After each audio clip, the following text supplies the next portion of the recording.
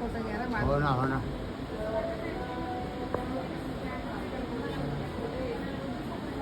ही आहेत अंमळनेर येथील मंगळग्रह मंदिर. ही आहे भारतातील एकमेव मूर्ती स्वरूपात असलेले मंगळग्रह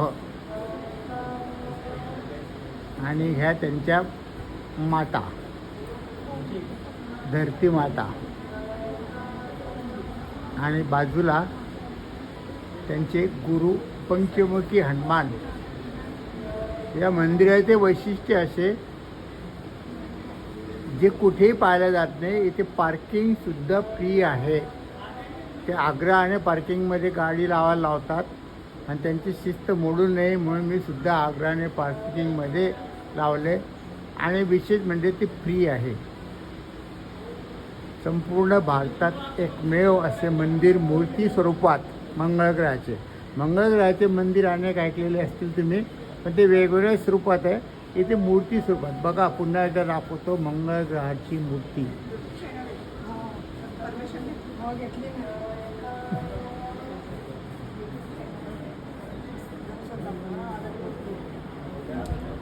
इथे असे जसे आपण गजानन महाराजांनी शेगावची प्रशंसा करतो त्याचप्रमाणे इथे सुद्धा स्वच्छता आहे. टापटीप आहे, जागोजागी सेवेकरी उभे आहे काही अडचण असली तर सांगायला.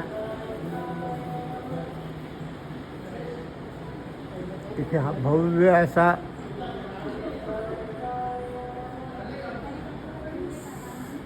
सद्गुरू संत श्री प्रसाद महाराज अभिषेकालय मंगळग्रह सेवा संस्था अंमळनेर.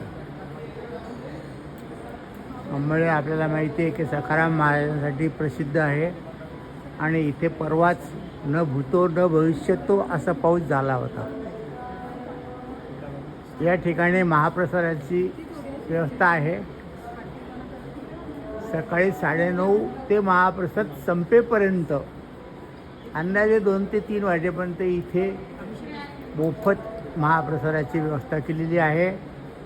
मंगळ नाव असल्यामुळे, मंगळग्रह असल्यामुळे अर्थातच मंगळवारी खूप गर्दी असते.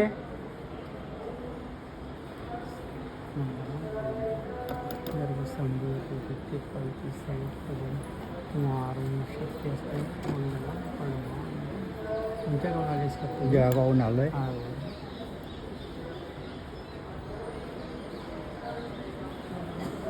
तिथे सेवेकरांना काही मानधन मिळतं? नाही, काही सेवेकरी मानधन घेत नाही. नाही का? म्हणजे मग तुम्हाला नंबर लावा लागतो का? नाही, मिळतात तसे. हां हां. मग जसे शेगावला नंबर लावलेले असतात तशी वेळ अजून आली नाही, पण आता सेवेकरी इथले जे आहेत ते मानधन न घेता विना याने करतायत काही सेवा. काही न घेता काही जण हां काही जण हां.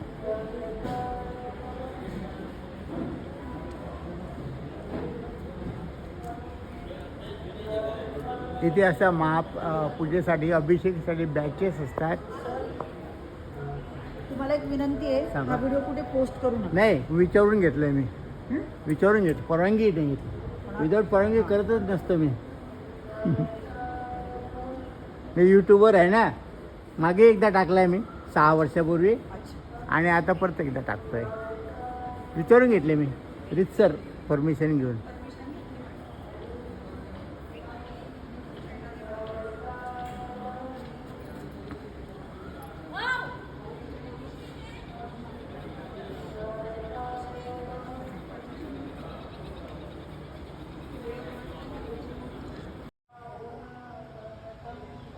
इथे बाजूलाच असे भव्य हे तळ आहे. आज सोमवार असल्यामुळे गर्दी कमी आहे. यांचं स्वतःचं कॅन्टीन आहे, प्रसादालय आहे, मोफत प्रसादालय. आणि हे बघा, हे कुंड मोठं कुंड आहे. आणि इथे विश्वातील एकमेव कमंडलू स्थित श्री अनघा लक्ष्मी माता आणि दत्त भगवान मंदिर. त्या मंदिराकडे जाऊया आपण आता.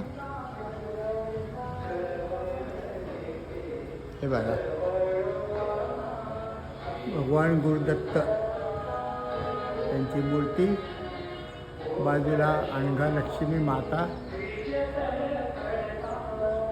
हे छोटंसं मंदिर या बाजूला आहे. त्याच परिसरात एका बाजूला आहे.